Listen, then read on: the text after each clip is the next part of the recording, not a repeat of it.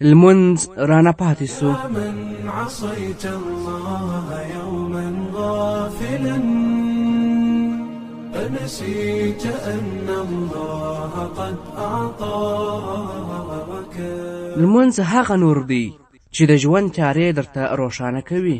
لماذا لا تصلي يا ناسي الصلوات قل لي إن الحياة بلا صلاة موت فيا مسكين. لومړی برخه.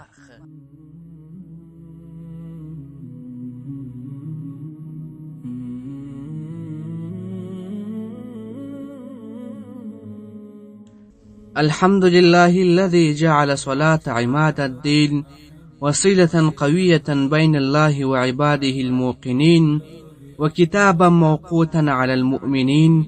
أما بعد. قدرمنو اوردونکو السلام علیکم ورحمت الله وبرکاته.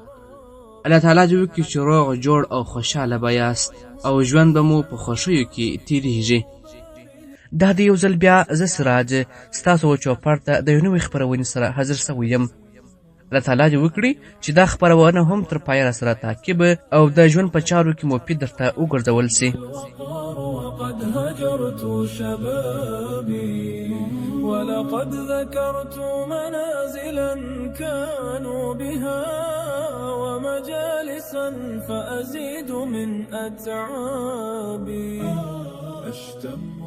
قدرمنو اوریدونکو په اسلام کې ټول احکام له اسمان څخه مځکې ته نازل شوي دي، خو له لمانځه پرته چې الله جل جلاله هغه ته خپل ځای غوره کړی و.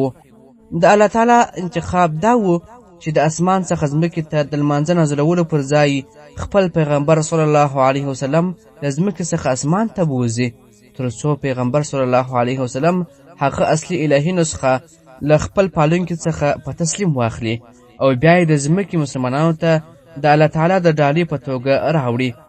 په دغه سفر کې پیغمبر صلی الله علیه وسلم لیواله و چې دغه لویه ډالۍ د بشري تاریخ په تر ټولو حیرانوونکې نقلوونکې وسیلې ولېږدوي. هغه وسیله معراج و چې نبی کریم صلی الله علیه وسلم د اسمان په وړونو کې تر ملاء الاعلی پورې د خپل پالونکي لور ته ګړندی سفر وکړ.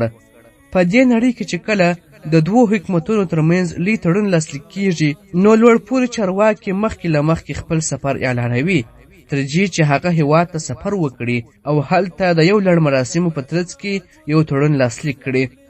د اهمیت له اړخه د لمانځه سند همداسې یو تړون و چې الله جل جلاله خپل پیغمبر صلی الله علیه وسلم د جبرائیل علیه السلام په ملګرتیا له ځمکې څخه اسمان ته وروغواړي او په اسمانونو کې یې لاسلیک کړي.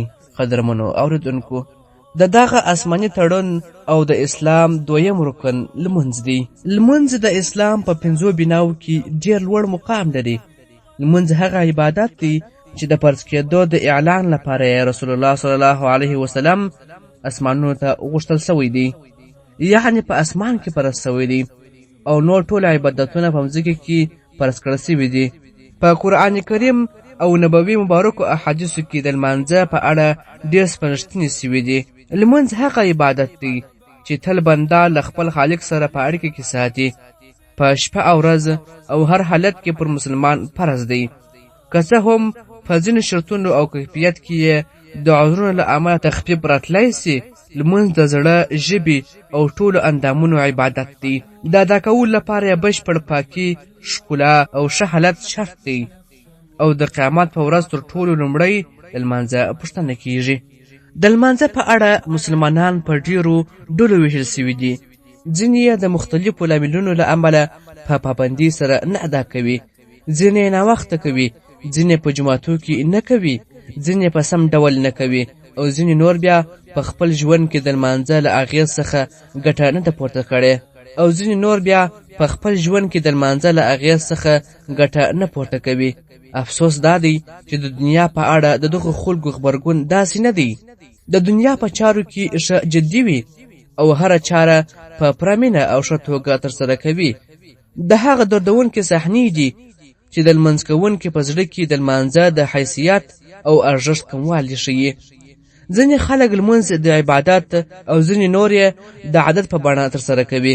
هغه کسان چې لمونځ عبادت ګڼي لمانځه د راتلو وخت ته یې تلوسه وي او د اذان په اورېدو خوشحاله کیږي د لمانځه لپاره سم تیاری نیسي او په ډاډمنه توګه په لومړي وخت کې ځان جماعت ته رسوي او کوم کسان چې لمونځ یو ورځنی عادت ګڼي هغوی د لمانځه له وخته بې پروا وي او د اذان په اورېدو نه خوشحاله کیږي بلکې لمونځ یو دروند کار ګڼي او د نه کولو یا وروسته کولو لپاره یې رنګارنګ عذرونه لټوي هیښوونکې لا دا ده چې یو څوک ځان ته مسلمان وایي او لمونځ نه کوي څنګه شونې ده چې مسلمان دی د لمانځه پرته خوښ او نیکمرغه ژوند ولري هغه کسان چې لمونځ نه کوي تل پریشانه او غمجن وي که هغوی د لمانځه سره روغه وکړي او په سم ډول د لمانځه ادا کولو په پایله کې له نفسي راحت او ډاډ وروسته د ژوند خوند وڅکي او هغه رڼا ومومي چې د دنیا او آخرت د ښکلا لاره وښیي نو ژر به د هغو لمانځونو په ارزښت پوه سي چې نه یې دی ادا کړی او له امله یې د ژوند ډېرې خوښي او راحت له لاسه ورکړې ده د لمانځه په اړه په جلدونه کتابونه لیکل سوي دي او چې څومره نور هم ولیکل سي کم دي تر ټولو مهمه خبره د ارادې او عمل ده کله چا سره اراده او عمل وي نو هیڅ کتاب او لیکنې ته اړتیا نه لري او که څوک یې اراده نه لري نو ظاهرا د لمانځه اړوند کتابونه په کتابتون کې اوسېدل یې هم ګټور نه دي خو د قرآن کریم سپارښتنه بیا دا ده چې نصیحت او یادونه کوي ځکه له شک پرته نصیحت مؤمنانو ته ګټه رسوي لمونځ رانه پاتې سو په ماشومتوب کې مو عادت و چې لویانو به د لمانځه راته وویل خبره به مو یې نه منله او لمانځه ته به تلو خو لمونځ به راته دروند ښکارېدی نو نه به مو کاوه د لمانځه په اړه به مو د عالم وینا اورېدله چې د لمانځه اهمیت او د لمانځه د پرېښوونکي سزا به یې بیانوله نو لمانځه ته به تلو خو لمونځ به راته دروند ښکارېدی او نه به مو کاوه ګمان مو دا و څوک چې موږ ته د لمانځه امر کوي هغوی هغه څه نه احساسوي چې موږ یې احساسوو ګمان مو دا و څوک چې تل په خپل وخت لمونځ کوي له هغه سره داسې یو الهي ډالۍ شته چې له موږ سره نشته ډېره موده مو دغه الهي ډالۍ ته انتظار وکړ تر دې چې یو په بل پسې لمونځونه رانه پاتې سول ځکه موږ اصلي ستونزه نه وه حل کړې او هغه دا چې لمونځ ولې راته دروند ښکاري قدرمنو اورېدونکو له څو کلونو راهیسې هغه یو سپین ږیری وینم چې عمر یې 80 کلونو ته رسېدلی نږدې هر وخت چې تر اذان څو دقیقې وړاندې سړک ته وګورم هغه د خپلې لکڼې په مرسته جومات ته روان وي او پر مخ یې نرمه مسکا له ورایه ځلیږي په سوچ کې مې له خجالت سره مل ځینې پوښتنې را وګرځي خو ډېر ژر د دقیقو عذرونو له یو ټولګي سره په مخامخ کېده ټولې پوښتنې او خجالت له منځه ولاړ سي کله ناکله چې بیا سړک ته وګورم همهغه سپین ږیری خپل کور ته روان وي او خپلو ګاونډیانو ته سلام اچوي نو په حیرانتیا خپل ساعت ته وګورم او له هغو عذرونو چې تر مانځه وړاندې یې زما په زړه کې ځای نیولی و یو یې رایاد سي ته بوخت یې چې بېکاره سې بیا به لمونځ وکړې نو پوښتنه کوم آیا رښتیا هم په دغو څو دقیقو کې ما کوم مهم کار ترسره کاوه ان که رښتیا هم ترسره کاوه مې نو که د څو دقیقو لپاره بند سوی وای کومه ستونزه خو نه رامنځته کېده په دې وخت کې بیا د دقیقو عذرونو او قانع کوونکو ځوابونو هغه توند باد ته انتظار وم چې راسي او د دغو پوښتنو سره مخ سي خو هغه بادونه اوس نه راځي یوازې تر مانځه مخکې راځي او تر مانځه وروسته ورک سي او ما په داسې یوه لویه چوپتیا کې پرېږدي چې په ښکاره چوپتیا خو دننه غوغا وي له شک پرته لمونځ رانه پاتې سو ډېر ځله به دغه پاک او خوښ سپین ږیری د لکڼې ټکا هغه وخت زه راویښولم چې د سهار د اذان لپاره به جومات ته روان و زه په دې نه پوهېدم چې جومات خپل امام لري هلته به په جومات کې شپه تېروي او د هر لمانځه لپاره به اذان کوي خو د سهار اذان دغه سړي ته پرېږدي څو کلونه مې د دغه لکڼې ټکا اورېده چې یخني او ګرمي هم نه بندوله کلونه تېرېدل او حالات بدلېدل خو دې لکړې زه همهغسې راویښولم او هر وخت چې به یې راویښ کړم نو په ښکاره د منطقي برېښېدونکي عذرونو سیلۍ به راغله او له عذرونو سره سم به یې په ژور خوب کې غرق کړم نفس مې قانع کړی وم چې دغه سړی تر سهاره ویښ وي د سهار تر لمانځه وروسته خوب کوي او دنده یې داسې ده چې تر سهار وروسته تر وختي ویښېدل نه غواړي نو ځکه ورته اسانه ده چې کلونه د سهار پر مانځه دوام وکړي، او زه داسې نشم کولی ځکه درس، پوهنتون او بیا دنده لرم. د څو کلونو لپاره زما تر ټولو مهم دلایل همدا وه، او کله چې به مې نفس راوپارېدی نو په دې به مې اراماوه چې یوه ورځ به یې زه هم کوم. یوه ورځ مې له دغه سړي څخه د دندې او ورځنۍ بوختیا په اړه وپوښتل، نو پوه سوم لکه څنګه چې ما ګمان کوه تر سهاره ویښ نه پاته کیږي، بلکې دنده یو هم داسې ده چې د شپې یې ډېر وختي خوب ته نه پرېږدي او ناوخته ویده کیږي، خو له دې سره هر وخت له څو کومو ساعتو خوب وروسته ویښیږي څو د سهار اذان وکړي. دا ځل مې نفس هېڅ جګړه راسره ونه کړه، ځکه هېڅ عذر یې نه درلودی. سبا سهار چې کله ما د لمانځه هوډ وکړ، نفس مې ورو راته وویل دا د الله تعالی فضل دی، چاته چې یې خوښه وي هغه ته یې ورکوي. یو ورځ به الله تعالی تا ته هم لارښوونه وکړي. خو په خوب کې غرق سوم او له شک پرته لمونځ رانه پاتې سو. څو کلونه مې دغه عادي کارګر لیدل چې له مخې یې مسکا نه ښورکېدله. په هر ځل ورته کتو مې خوښي احساسوله او په لیدو یې په ما کې مثبت بدلون رامنځته کېدی. د اذان په اورېدو به یې دوکان بنداوه او په ارامو ګامو به جومات ته روانېدی. ډېر کم چې کله به زه جومات ته ولاړم، هغه به له اوداسه وروسته د جومات د دیوال څنګ ته پر لمانځه ودرېدی او تر اقامت ویلو وړاندې به یې څو رکعته لمونځ کاوه. خو دا لمونځ نه، بلکې یو ځانګړی حالت و، د ده او رب ترمنځ د عشق حالت او بل ډول لمونځ و. ما به یې پټ زګروی اورېدی، نو د دا ډول حالت ارمان او هیله به مې کوله. په خپل منځه کې به داسې ډوب و چې ګواکې هېڅ څوک نه ویني، ارام، ډاډه او مات به و. په یوه رکعت کې به یې دومره وخت تېراوه لکه نور چې یې په 4 رکعتو کې تېروي. اوږده رکوع، تر رکوع وروسته اوږده ولاړه او د 2 سجدو ترمنځ به یې اوږده ناسته کوله. ما به له ځانه وپوښتل دی څه وایي؟ ایا داسې اذکار یې زده دي چې د نورو زده نه دي؟ د هغه لمونځ مې ډېر خوښېدی او هیله مې دا وه چې زه هم د هغه په څېر لمونځ وکړم، خو نه مې سوی کولی.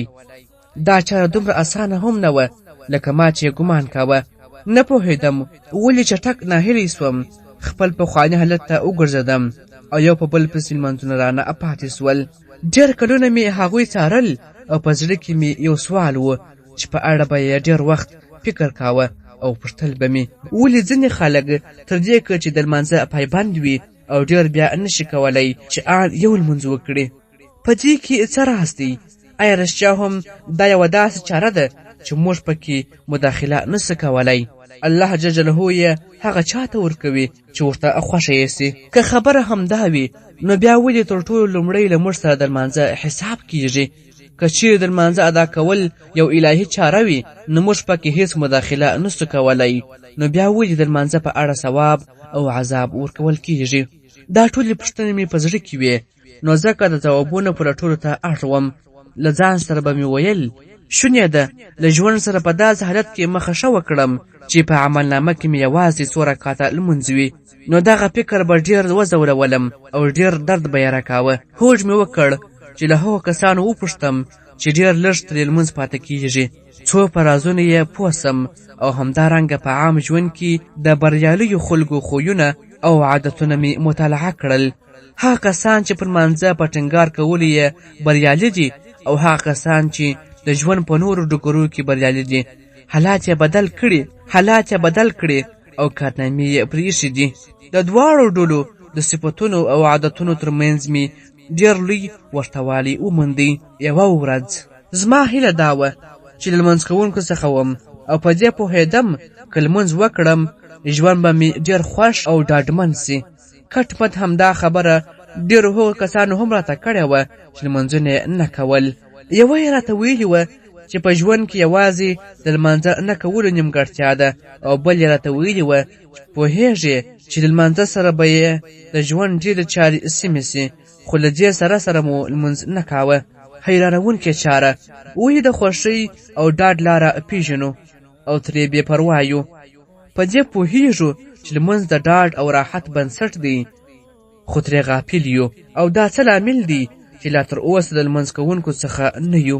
لاملونه مې وپلټل او تر ټولو مهم مې یې وموندی.